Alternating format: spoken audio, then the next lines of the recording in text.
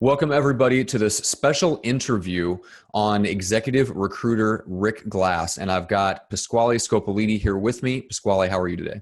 Fantastic. Some people know me as the Consigliori as well. That's right. And we're going to talk a little bit with Rick, and you've had a longstanding relationship with him. But tell me a little bit about what are two or three of the things that people are really going to take away from this conversation. Well, the most important thing, Matt, is going to be Rick's working method. He has built an extraordinary working method, and people will be interested, I believe, to see the conversation go back and forth between the three of us over how, for many years, I was not the biggest fan of his working method. I was trying to help him in whatever way I could, but I was giving him opposition because I didn't appreciate the power, the passion, and the fury that he was really bringing to it. And I didn't just like step back in humble awe and feel where he's going and what he's done with this. And when I got that moment, it was almost like a conversion moment. I went from being an opposer of certain elements, as you'll see in the interview, to its greatest fan. And I will always be Rick's biggest fan. Yeah, and just so people understand why we had this conversation with Rick, and in the context of this, Rick is an elite individual performer, right? Yes. And so I don't think we got into his billings in the conversation because obviously he would never trumpet this about himself, but just so the audience understands, why don't you give people a sense of where he's come from and where he's at now? Well, when I met Rick, he was already an extraordinary performer for the time, because this is many, many years ago, and he had attained somewhere in the neighborhood of about $300,000 of billing, which was a big deal back then. Then there have been different plateaus and ups and downs in the years since, but he has climbed all the way over the $1 million mark, and he's done it with no help, no project coordinator, no administrative assistant. He is a complete 100% solo practitioner. The number of people who have done that, well, I don't really even know of any one other, maybe one or two. But anyway, you get the idea. He's in the absolute top of unleveraged recruiting. He does everything himself and does it with a kind of force and power and even elegant beauty that is just stunning.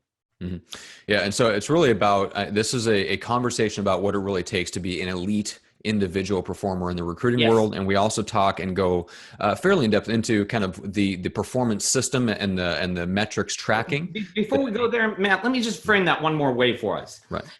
Every person actually does have within their own best possible method of success. And they have to live by their own motivation. They have to shoot for those goals that will, inspire all the work and drudgery, et cetera, to get there. But they've got to find their own path. And as opposed to how to get into the elite, which only a very small number of people will ever be able to do, I would recommend that everyone look at Rick for how to find the best you've got and bring it, whatever that is. He's one of the best examples of that you're ever going to meet. Interesting. Very cool. All right, and then we're going to talk about the performance system and the metrics tracking that he uses. So why don't you talk just for a brief second about that and some of the things that we cover in the conversation. Well, it's a tool that I invented back in 1996 called the Lock-On Report. It was the first third-party goal-setting and performance tracking metrics structure in the recruiting industry. And many people will tell you that to this day, it's still the state of the art. And we're, my son Nico and I, who manage and run it, are pushing it forward. And Rick is one of the most amazing users of the Lock-On Report we've ever experienced. The depth and the integration that he gives to the information it gives him, and then how he responds to that information in the real-time world of his performance to keep on track. And more than that, the strategic insight he gets and how then that turns into tactical execution. I mean, it's a delight to a creator inventor's soul to be able to have a client like that. And in a strange way, Matt, and thank you so much for your help, it was an incredible experience for me to discuss it with him together with your help. Yeah. Yep. And so there's a lot that you're going to take from the conversation with Rick, and encourage you to dive in and maybe listen to that several times. There's going to be some things that you're going to go back and listen to and be inspired by. Absolutely. Not only his absolute beating heart of performance and the work ethic that he brings to his performance. But yeah, then also being inspired by how he approaches goal setting and reviewing the metrics and then making strategic and tactical decisions and implementing them to improve his business, which he clearly has done in the multiple essentially doublings that he's done over the course of his career. So I just encourage you to dive in, listen, give it your full attention, because you're going to take so much out of it that's going to be worth the investment of your mind, heart, and soul into this interview. So with that said, please enjoy Rick Glass. Welcome to this very, very special conversation. I just want to bring in a really great friend and mentor of mine first, Pasquale Perspective, the Consigliori himself. Welcome. Thank you, Matt. Yes, and we have Rick Glass with us as well. Rick, how are you? Great, thank you, Matt. And so to preface this before we jump right into the conversation, Rick, can you give us kind of just a little bit of a background on yourself, just in terms of what you do, where you're based at right now? I'm an executive recruiter in the mortgage industry, and I'm based out of Sacramento, California, actually Carmichael, California. Excellent. And so I'm curious, just to set it up and so that people understand kind of why we're having this conversation. When did you encounter and start a relationship with Pasquale? I encountered Pasquale when I was working as a recruiter at a large recruiting firm. He was a coach / mentor figure in at the organization. I think they were at that time the largest executive recruiting firm in the world, and he was very well thought of, and he helped a lot of offices and franchises do very well. And I believe it was the mid to late 1990s that I started utilizing Pat's coaching to help with my practice. Perfect. And so the reason that we're having this conversation is to shine a spotlight on a few different things. Number one, your method for recruiting, the type of work that you do, and the work ethic and intensity that you bring to it, as well as the types of relationships that you build with clients that kind of form the basis of your business, year after year after year. So we'll get into that in a second. We're also going to talk a little bit about the lock-on report and just kind of the impact of the coaching relationship that you've had with Pat and with Nico as well. I know we covered a little bit of that in the intro, so I won't belabor the point there. But let's start, Pasquale, with you, and throughout the interview, I'll just refer to you as Pat, just for length's sake, and so I don't accidentally mispronounce or something like your name. There's no pronunciation possible. All right, so let's dive into kind of where Rick was at when you first encountered him from your perspective. That's a great question. Before I turn to actual recruiting, there's another aspect that I'm hoping Rick will delve into with us a bit here in a moment, because I'm not going to talk too much. I want to turn it over to you, Rick. And that is his Golden Glove boxing extraordinary career. He was one of the up-and-coming best Golden Glove boxers. His father, if I remember correctly, was his coach. What's the name of the coach? Burgess Meredith in Rocky. What was the name of his part? You guys know the movie Rocky? Yeah. You don't know Rocky. So in the movie Rocky, man, if you ever watch it, Sylvester Stallone, there's a wonderful, wonderful boxing coach performed by a very aged Burgess Meredith, a wonderful, wonderful character. And he's one of the great coaches in film history. I can't remember his name right now in the movie. Anyway, Rick's father was his own boxing coach. And the nature of that relationship has, I believe, been a foundation for Rick's work as a recruiter. So I'll quickly turn to that, and then we'll turn it over to Rick. A boxer does what? He skips rope. He does the speed bag. He goes out and hits the road. He does his road work. He spars and spars and spars. He gets hit. He gets punched. He bobs and weaves. And the discipline of boxing, I mean, it's legendary, the discipline of boxing. And Rick was a great boxer. Well, that's exactly what I immediately learned about Rick as soon as he and I first encountered each other, because I'm hearing about all this discipline of his, discipline this, discipline that. He's like the most disciplined recruiting guy I ever talked to. And I'm going, where's this come from? And so we blundered our way back to his past. So maybe he can talk about that a little more. But now on to the recruiting itself. It took me years to come to understand and stop disagreeing with how hard Rick works. I really do believe in work-life balance. I believe in taking time off. I believe in limiting and compressing your work, hitting it intensely while you're working. But Rick, you will hear, takes his work home with him. I always disagreed with that. I was like, you don't have to do that, but I was wrong.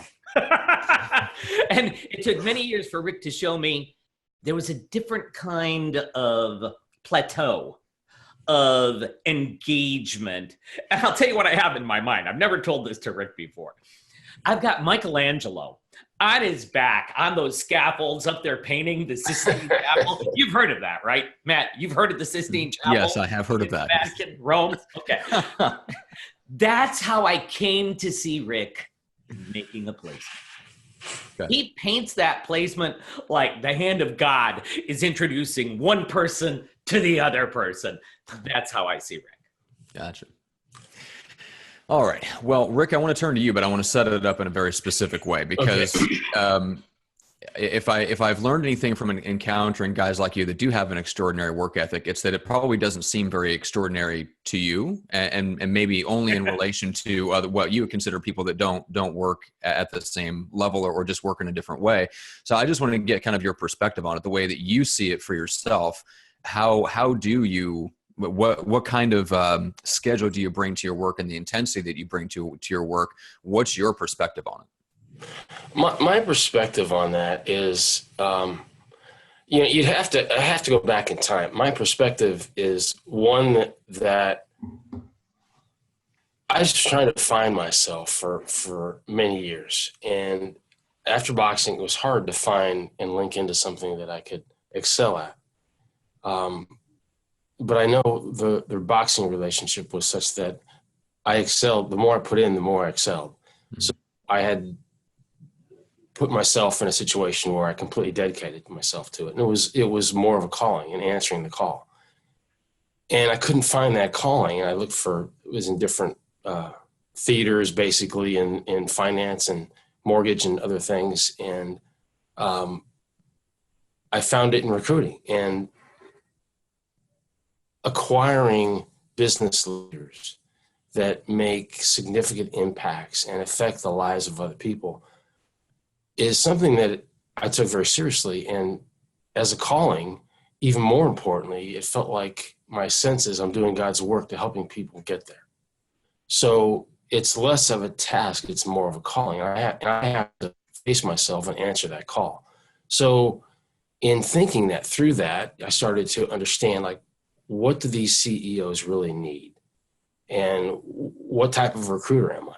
Am I going to be a transaction-based volume recruiter? And that was part of the big company focus, was quantity. And I disagreed with that. I believe it's quality, because quality would lead to repeated business. And that's what I built my practice on. I just tried to unpack each step of the process and work it and refine it and think about it. And it's something that you just can't turn off. And I've learned that I live it. And I've got a family. I do family things. I do take breaks, but I spend a lot of weekends in the office, and I'm answering the call to be the best recruiter that I can be. And and all the things that I do and the things that go with that are a part of fitting the pieces of that puzzle together and unpacking and understanding it and working it. And the more I work it, the more I unpack it, and the more I focus on it, the better my clients do. And the better my clients do, the more repeat business I get. And it keeps building on itself. So, Pat, let's go back to you on your perspectives. You talked about the intensity. It's one thing to put in hours. It's one thing to go in on the weekends. But talk to me a little bit about the difference that you see in Rick's intensity versus some of the other folks that are in your world. Rick absolutely takes the search home with him. It's one of his fundamental principles. He will tell you, and this was, I tried to fight with him about this, and I was totally wrong. I tried to fight with Rick about the fact that you could turn the search off. You could, give it all you had during the workday and then go be other than that at night. And the phrase that stuck in my mind again and again until finally I started to see my way through to no, I'm not listening to this guy properly yet, is This is what keeps me up at night. Yes. Did you hear that? Yes. That's his phrase. And it's not only the truth of what he does, which it is, he shares that with his clients. And if he was just saying it like, a packaging on, the outside of a Coke can or something, it would just be another sales line. It would just be a pitch. Yeah. But his clients all feel it, Matt. They all know it. They feel it in the nature of every little step of the engagement. They know he was up at night making this perfect for them. And when I was able to stop, judging and hear what Rick was telling me, I took a step back in awe and I said, you know what? This is an amazing spiritual work integration.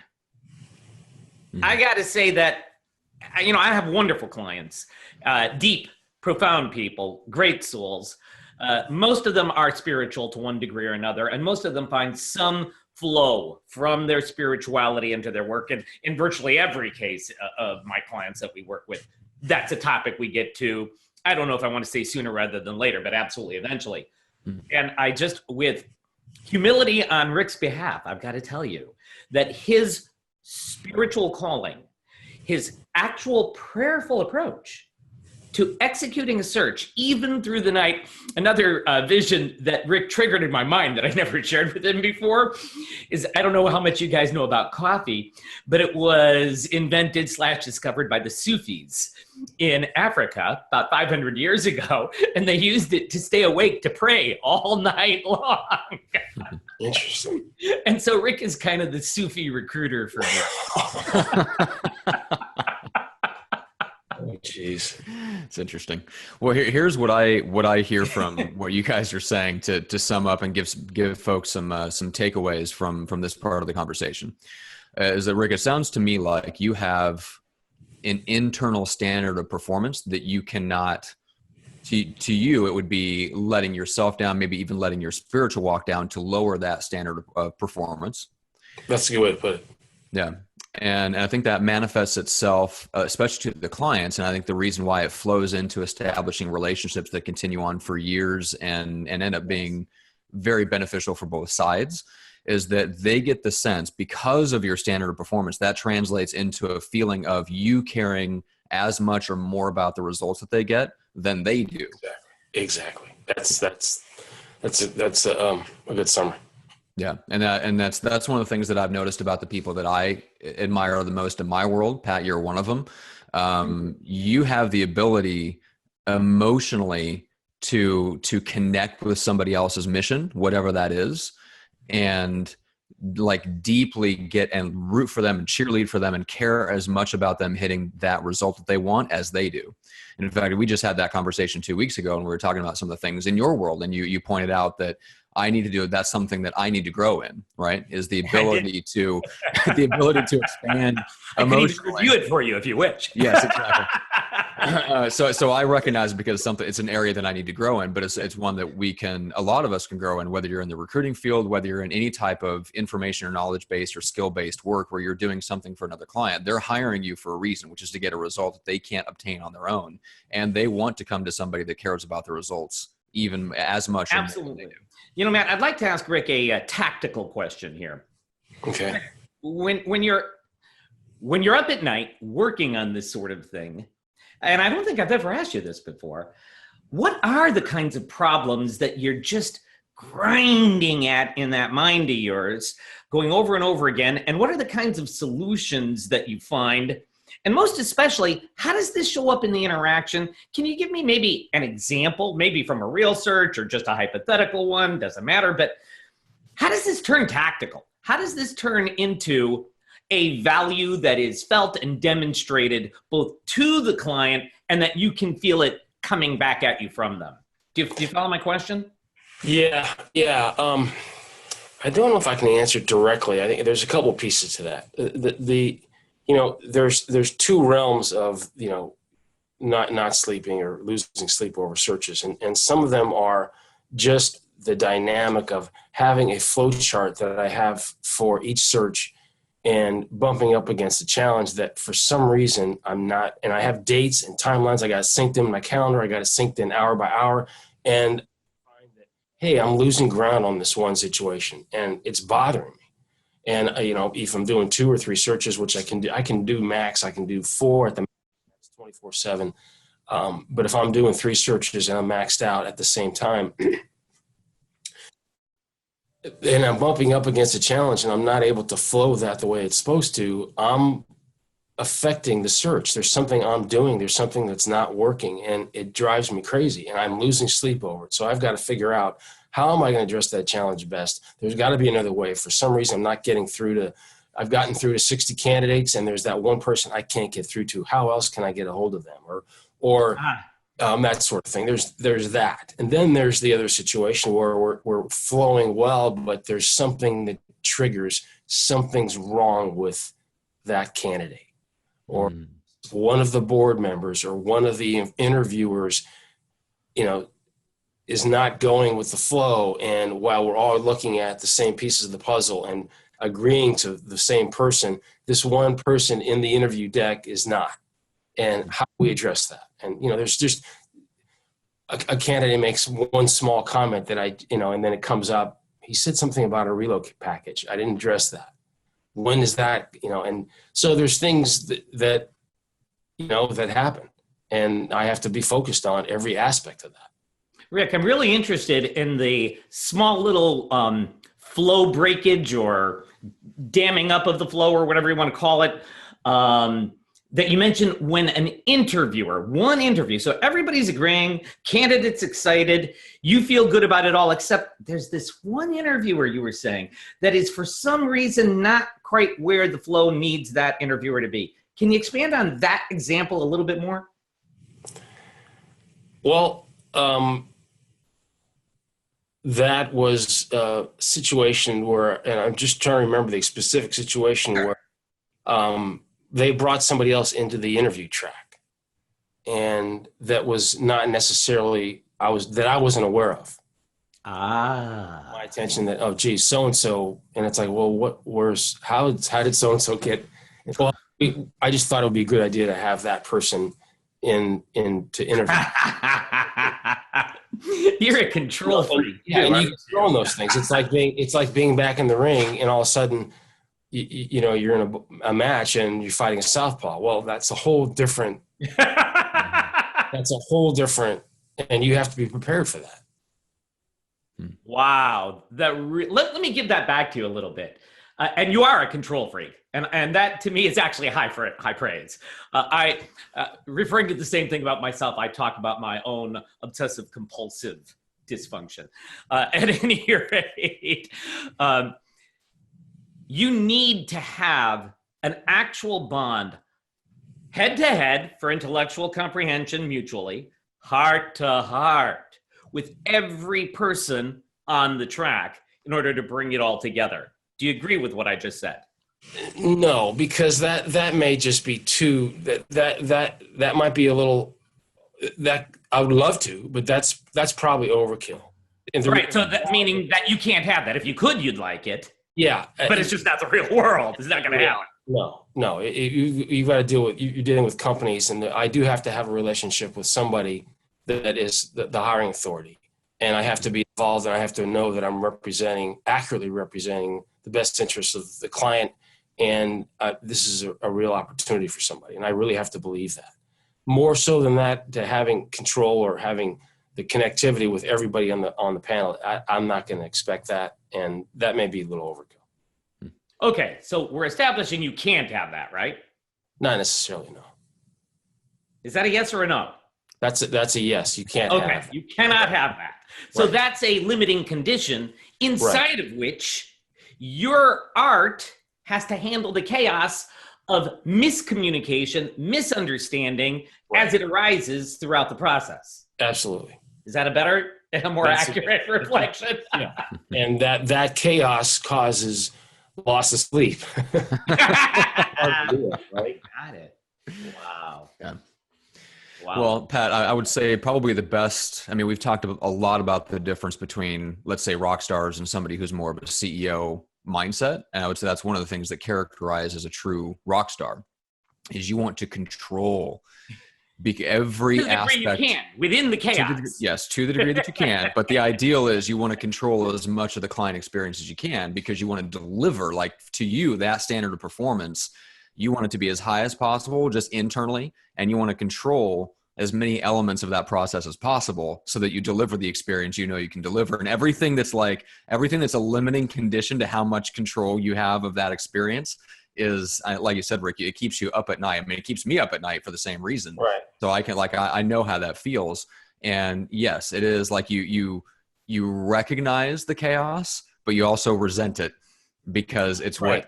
to an extent, it's what keeps you from delivering the experience you know. Exactly. And then you have something else behind you. There's this big weight on your back. And I it sounds like it's a weight. It's actually a push. It really helps, but it's the investment you've put into this. It's like going to a boxing match and knowing that I've given every single second of my time to this.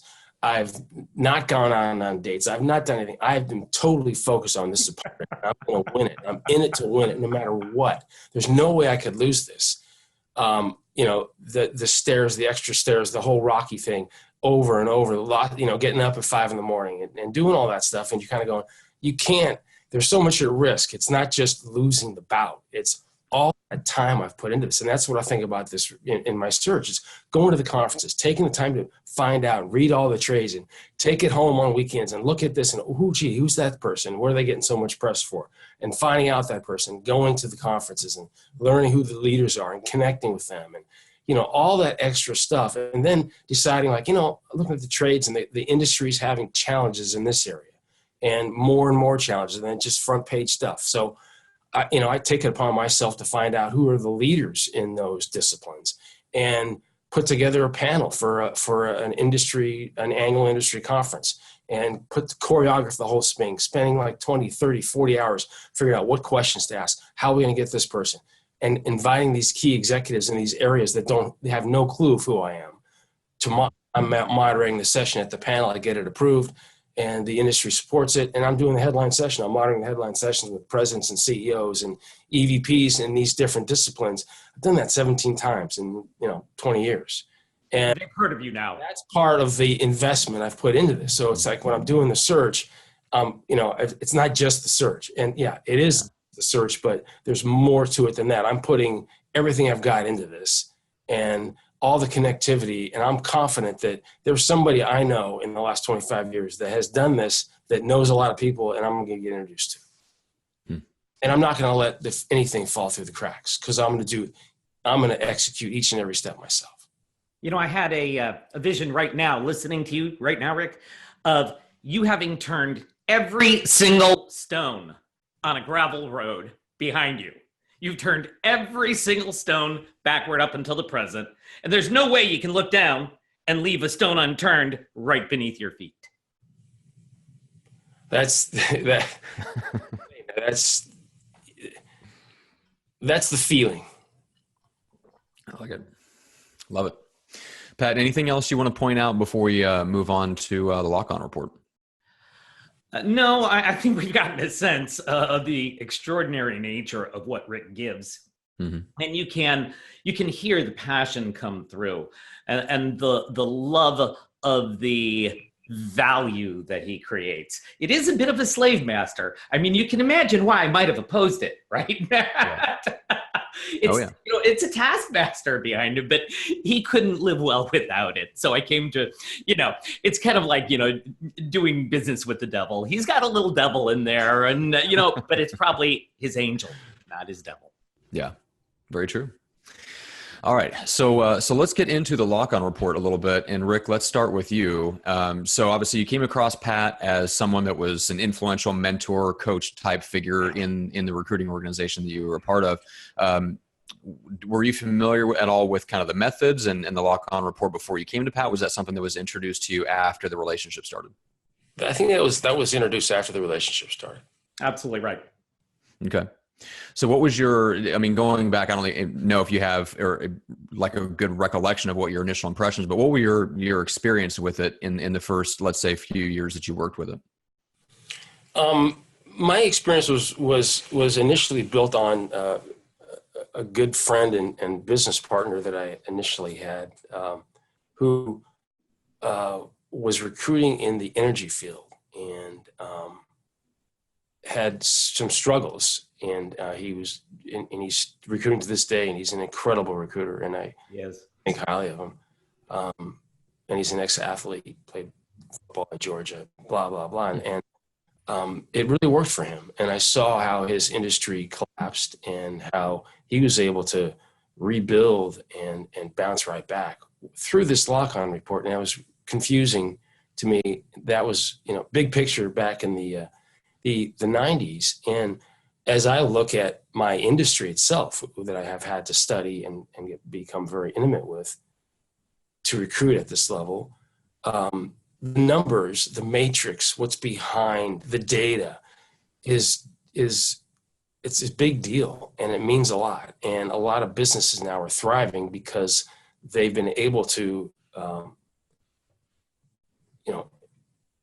perform at a very high level. And to perform at that level, they need the right data. They need the right matrix. They need to look at the right pieces it's not just one snapshot. And, Pasquale was able to help me as I got into refining my practice and unpacking the practice. Yes. And each and every step of that, there's milestones, there's action steps, there's things that need to take place and that impact the bottom line or the end result of the search. And he was able to work with me and customize a matrix, a performance matrix. And, performance matrix is like, it's like, that's going to capture my attention. And as we look at the performance matrix that I'm working on, you pass or you fail, and it's a motivating piece of information that I use every day, that I use every week. And that's when I'm on weekends, I'm utilizing part of that to build what I need to do and execute the following week. So I'm committing myself. This is where I need to execute. This is where I'm falling. This is not working right. I must be doing something. And some of these steps impact other steps. So you can start seeing on a larger scale how this works and how taking certain actions can impact your performance and the performance of your client. It's a great tool. And I go back to, some of the pieces to it for me are performance profiles, being able to connect with a prospect and build a profile on their performance and determining if this person is going to fit into my search and be an active prospect or somebody that I would use, or at least characterize in a different capacity and not waste any time. Interesting. I'll respond to that, yeah. Matt. Rick's got this never say die attitude, obviously. And so once he takes on a mission, there is no stopping him. And I don't know if he would have used the words back then, Rick. I don't remember if you used these words, that failure is not an option. Yet I know you have that emotion deeply ingrained within you. It's not that you deny failure when it occurs. You don't. But you deny its threat to the best of your manly power. It's like, you're not going to let that happen. You're just not going to allow it. And that was a huge impediment for us because we were breaking down, and you did a great job just now. We were breaking down your approach to the business. We were finding those numbers that reflect what you do. And because you were so focused on a successful outcome and would not tolerate anything other, these mileposts, as you put it, on the way that have effect, from one to the next on your performance, you didn't want to look at any of them as having been a failure in any given moment. That was not natural for you.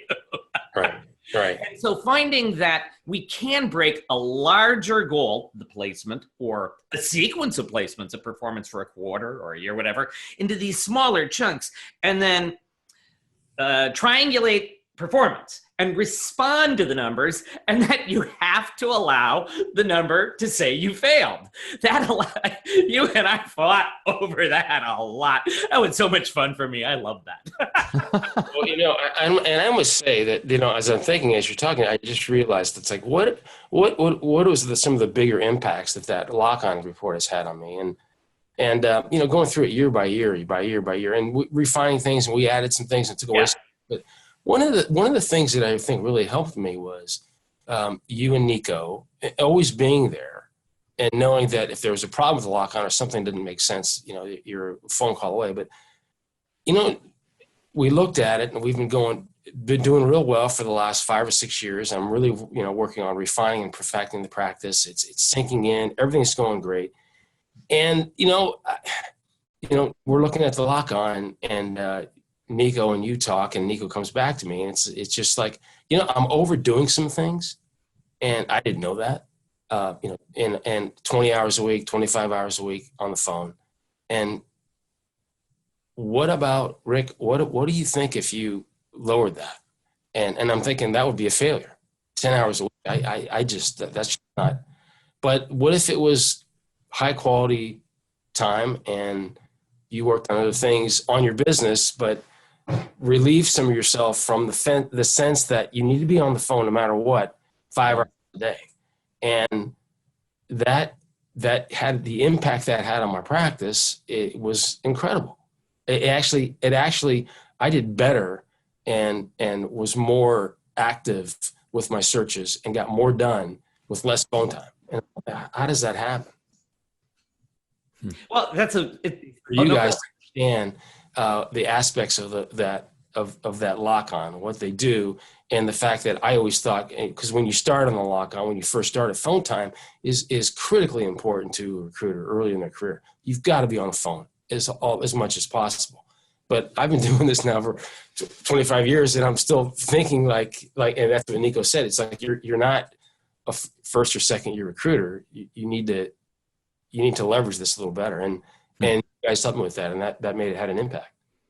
Yeah, it's counterintuitive, Matt, what Rick is saying. I mean, and you can see how counterintuitive it was for him. Yeah. People always assume that since I'm such a numbers fanatic, that I'm always going to want more of this and more of the next thing and more after that. And it's like the word more loses all meaning. We always want more, no matter what we get. It's as if we don't have the word enough. And so that turns too little into something that's meaningless. So for the numbers to speak, for them to guide us in our hearts and in our minds, we got to know when something is too little. We got to know when something is too much. And we got to be able to find that sweet spot in the middle where it's as close to just right as can be. And then we go on to the next one where we'll probably have too low or too high or whatever. We've got to find these. And Rick has mentioned a performance metric for people that he serves. Well, that's, of course, what we're looking for, performance profile.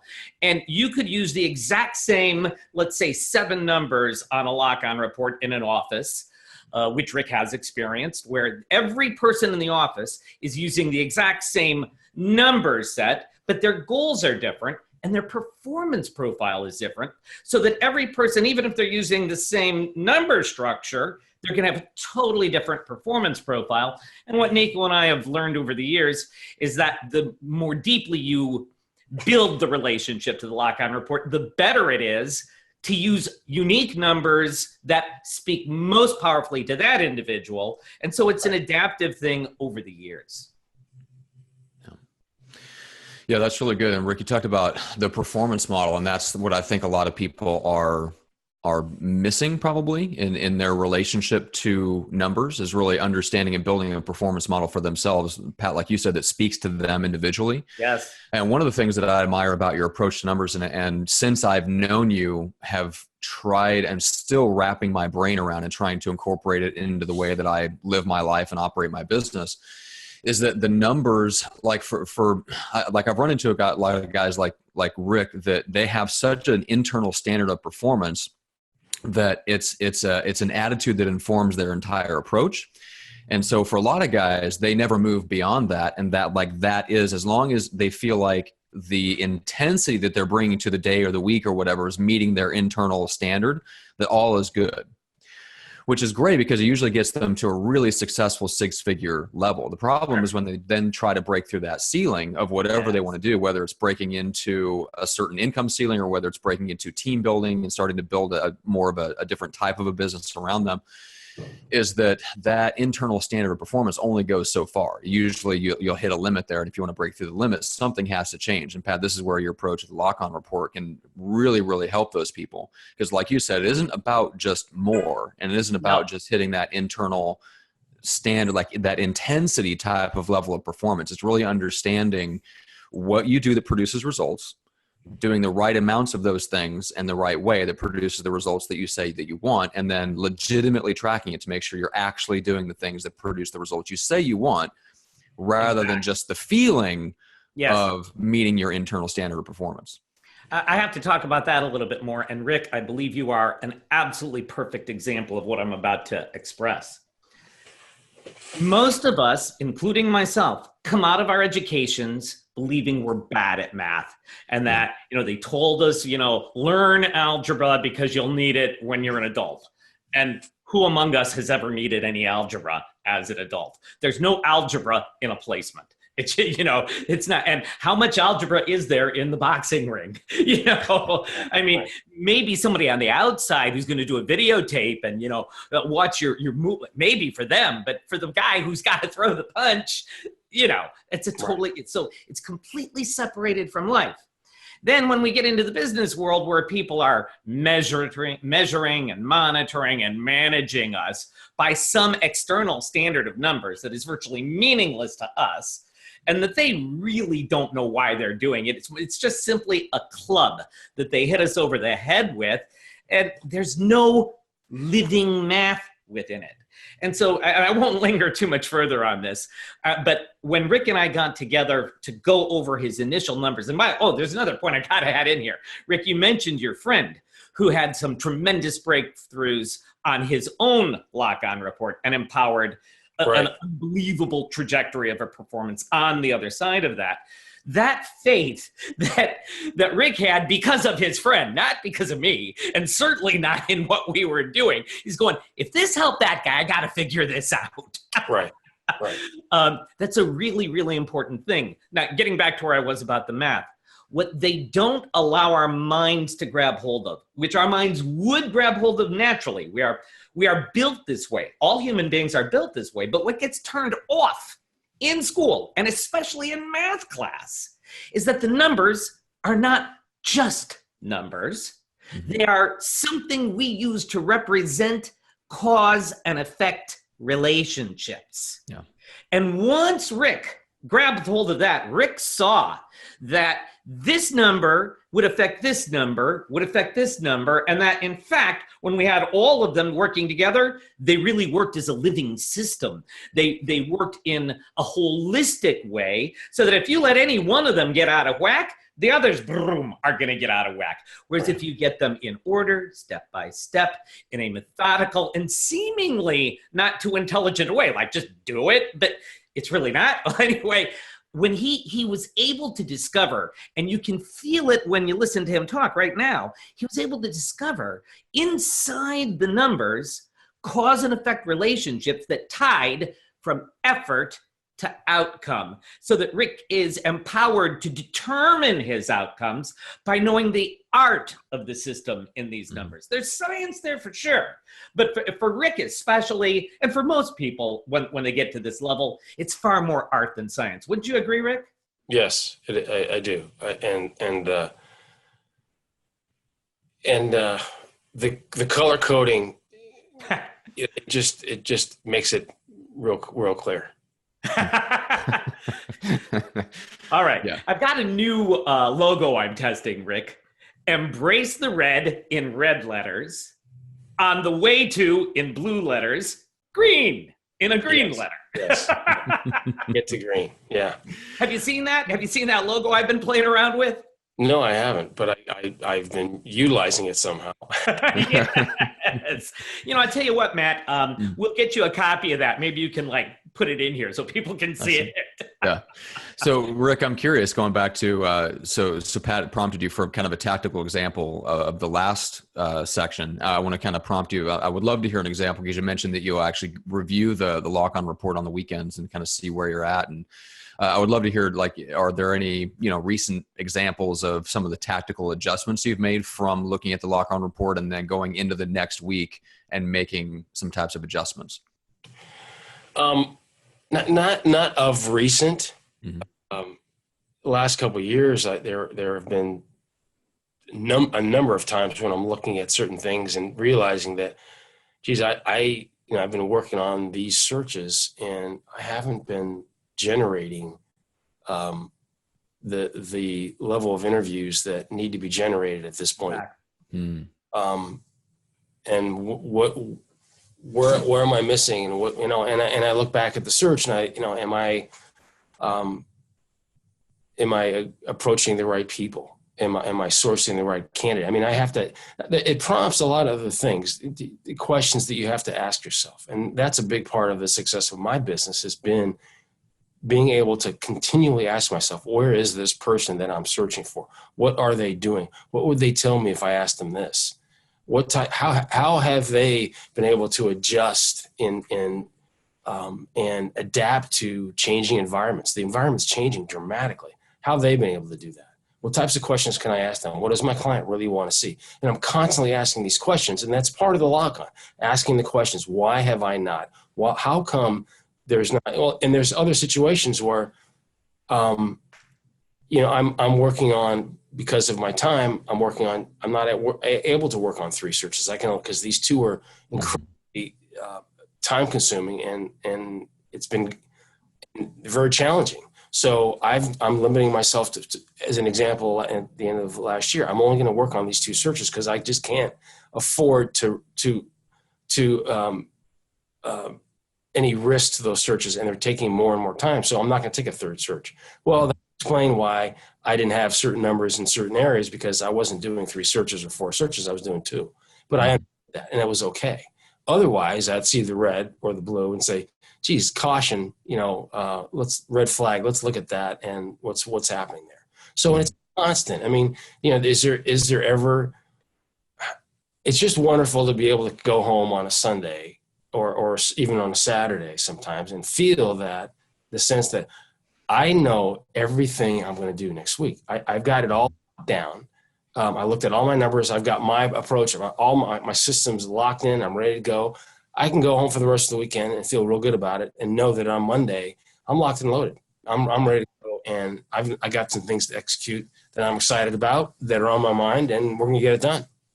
Yeah, love it. Matt, what I can tell you is that through the battling that Rick and I did intensely, and then once we came through on the other side of that, through the partnership that Nico and Rick and I have been able to build over the years, he's completely integrated into what those numbers mean. The way I say that, and I don't know if I've ever spoken with you about this, Rick, the way in my own language, because I pull this from my financial background in the 80s, where I learned technical analysis of stocks and commodities. So there is, you put the numbers on a chart, and that's technical. Then when you're looking at what causes those numbers to go this way or to go that way, that's fundamental. And so for me, whenever I approach the lock-on report, I first go technical. I'm looking, all right, what do the numbers say? And we're looking at that very objectively. And then we get underneath them. We ask, why are the numbers the way they are? And so Rick and I fought, I can say, I never thought of it this way before, Rick, but I think I can accurately say we fought about the technical side far more than we ever did the fundamental. And then once we got through that, and especially as both Nico and I have been able to come to know your practice, you really are integrated with both sides. So what's going on in the numbers? That's the technical. Why are they the way they are? And what must be done? What are the options? Lower my goal here. Understand that I've reduced from 3 searches down to 2, like you were just explaining. Those are the fundamental things. And I'm telling you, Matt, I've got, again, wonderful clients. I don't want to make a negative comparison, but no one could be more, in my judgment, No one could be more fully integrated in both the what and the why of their lock-on report work than Rick is. Thank you. Very cool. Thanks, Pat. You got it. It's true. Well, speaking of the relationship that you guys developed, that was just the last thing that we wanted to cover before we close out the conversation. So let's start with you, Pat. So what's your perspective on it? And we've talked about both Rick's like internal standard performance, the work ethic and intensity that he brings to it. Then you pair that with the lock-on report and the intelligent, like tactical adjustments you can make along the way that's informed by that. So what have the results been of those two things being combined over the course of the coaching relationship in Rick's business? Well, as I said, thanks, Matt. Great question. As I said before, there is, and I believe this is true about everyone, I think that the line separating our spirituality from our work is a bogus one. I don't believe in its reality. I think it's something artificial that we draw. We draw this line, over here, we go to church on Sunday or whatever. And over here, we work and live, and we're capitalists over here, but over here, we've got to be altruistic. And we have this split. Yeah. And that split is something that I utterly oppose. I believe it's something we create. I don't think it's a natural split or organic at all. Mm-hmm. And so as the years went by and we drew together more and more over the work itself, over the process of his work, as I came to understand the artistry that Rick, exhibits and demonstrates in everything he does. And as we found our way into this integration of the what and the why in the numbers, I began to feel the power of something far more profound than I could possibly have expected. And that is Rick's love of family and Rick's spiritual relationship to God. So that by not having this artificial break between work and the rest of who Rick is, we were able to begin finding areas where, and I won't say it has anything to do with the lock-on report, but the skills that we built together as a team applied immediately once we turned there. And I'm hoping Rick will tell us maybe a couple of things about maybe his relationship to his father, especially. An incredible man and an incredible relationship that they have, and also about Rick's prayer life. We've worked on that together, and I believe that, well, instead of me saying, let's turn it over to Rick. I don't know where to begin. You and Nico have had a very positive impact on me. We talked a lot about spirituality as well, and some of the outcomes of those discussions, I can tell you, have had pretty big impact. One of them has to do with the relationship with my dad, who is just a great guy. His energy, his intensity, he's just he cares about people. He's just this great guy, and everybody that knew him or that knows him understands that. But he's over the last 20 years, he's gone in a direct decline from dementia and Alzheimer's, and he's nowhere near who he had been. And I pay my dues, I go see him, but there's no connection, and it's obvious because he doesn't even know who I am. So Pat helped me see that he's still the same person. He's just in a different space, but he does know who I am. And if I believe that and take the time to look him in the eye, and instead of talking and trying to expect him to work with me in that framework, in that dimension, to work with him in a different dimension. And it was like, what? I don't as I understood, he broke it down and said, just look him in the eye and shut up and communicate with him emotionally at a different level. And I tried it. And he also said to get a couple books that he from authors that he used to like, and I did, and read to him. But the most important thing is looking at my father in the eye, and we just start laughing, and we connect at a completely different level. And I'd go see him and for 5, 10, 15 minutes, and he's out. So I would leave empty, and feel like, this guy, he's done. And why is he still alive? And it's just so sad and really down. Now I leave after looking at him, and I can't put words to it. We had an incredible relationship, and he's happy and I'm happy and he's doing well. And that has had a pretty big impact on me. Let me explain something there again to you, Rick. You come into the encounter with your father not knowing your power. You don't know what you have the ability to accomplish because this has been shut off in your mind. You have not had it opened up to you that you can break through and connect. There's a power that is involved, but it's not like a typical thing like an arm wrestling match or, it's not the typical way we think of power. It is the power of connection. And you hold that uniquely. I mean, we all hold it, but you've got your own very, very special version. And this is one of the most important relationships of your life. When you enter that room, it's impossible for him not to pay attention to you. That was not something you understood. And so I had to help you, and I had to get you over because you weren't going to understand it until you experienced it. So I just said, go do this. Yes. Trust me on this one. Yeah. Go do it. Remember? Yeah, and it worked out really well. Yes. Go ahead. No, you. And then the prayer life one is something that is very intriguing to me, and I'm dialing into. I can't put really. It's positive. It's very positive. I just can't really assess or give it much history in the sense that. Well, it's new. He's helped me with. There's a book out there, and we've both read it, and it's very impactful. And there's a lot more unpacking to be done, but I can tell you that my prayer life is very alive, and because of this book and our discussions about it. Let me put it in the simplest terms, and I know what you have not yet gotten clarified. Maybe this will help a little further right now, Rick. In the most simple of terms, when you are praying, and let's focus on the relationship of prayer to work directly, okay? You need to be as committed and dedicated as you are. That we have established. But there's a single challenge I want you to experiment with going forward, like from here forward, and see how far you can get with it.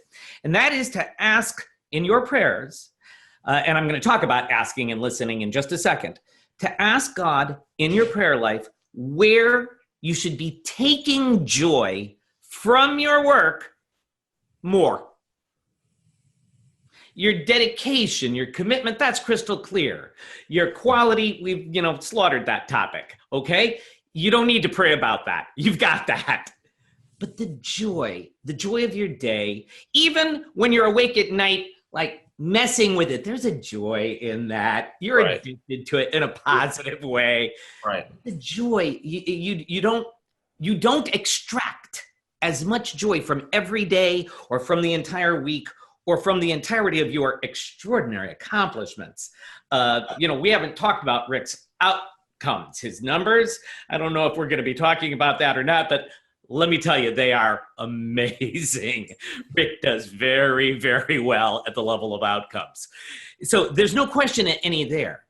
But what is it within the day, so the joy of your work? And I'm going to, instead of using boxing, I'm going to use baseball. It's going to be closely connected. Imagine a hitter, Casey at the bat, instead of striking out, he swings and he connects. And he feels that vibration through the bat. And he knows that ball is going to go sailing over the stadium wall. He knows he's made that home run. What is the joy of that moment? You do a lot more of that than you realize. And in your prayer life, and so let me just quickly turn to the asking and listening. In fact, I'm going to turn it into a question to you. Do you remember that we discussed speaking to God and then shutting up and listening for what he's saying back? Is that a part that you've been focused on? Yes, it has. That's what I'm talking about relative to this joy. You will find that there is so much more joy waiting for you than you've ever harvested. Wow, thank you. You're welcome. Interesting. Well, there's man, we could go way down, deep down that path. The three of us, good Lord. But we're not going to. Right? Yes. That's plenty, right? Yeah, I think so. Well, Rick, this has been awesome. I really appreciate you opening up and sharing. And this is a really, really fun, in-depth conversation for me and for all of us. So yeah, I think we'll turn it over there, and Pat, you and I will kind of close things out. Sure. Separately, maybe give a little bit more detail on the outcomes that you mentioned so that people get an understanding of what Rick's trajectory has been. Before we end, though, allow me to express a heartfelt thank you to Rick right now. Mm-hmm. Rick, one of the things I've always felt has been, and I've always been a little bit devilishly gleeful about it, I feel like I've been one of the best kept secrets in the world of recruiting. And, I feel like I've had impacts at, this level, that level, that I'm always kind of like more the guy behind the curtain than the guy out front. Yeah. And one of the reasons why is consider the intimacy of the work that we've done together over the years. And how do you share something like that? And I've always understood that. But today, you've really come out and you've allowed us to go places that can be shared with others in a way that I've never had anyone go this far in a manner that could be shared before, Rick. And I need to know that it means the world to me. And I'm thanking you from the bottom of my heart. It's been one of the high points of my career, my entire career, working with you these years. And that we can share this with others means more to me than I can express. I thank you. It is a shame that the impact that you have is not as known as it should be, but hopefully this may help. Oh, it'll help. It'll help. And Matt's helping me greatly, as you can tell. You and I would never have done this if it weren't for Matt. Yeah, thanks, Matt. Thank you. Of course. Yeah, I think it is a crime that Pasquale is the man behind the curtain. A little bit too much for my taste, so we're working on it. We're working on it, and I'm listening. I'm learning from you. Thanks, guys. Whew, well, that was an incredible conversation with Ray. How was that? Wow. I've never had a conversation like that recorded in my life. Yeah. Yeah, that we can share this with people. I'm speechless. And me? It's like a contradiction. Speechless? Anyway. Yes. For anyone that knows you, it's more true than you know. But thanks to Rick. I mean, I will watch this interview myself multiple times to take it in ever more deeply. It was a learning experience for me after all these years of working together with Rick to have it all compressed like this.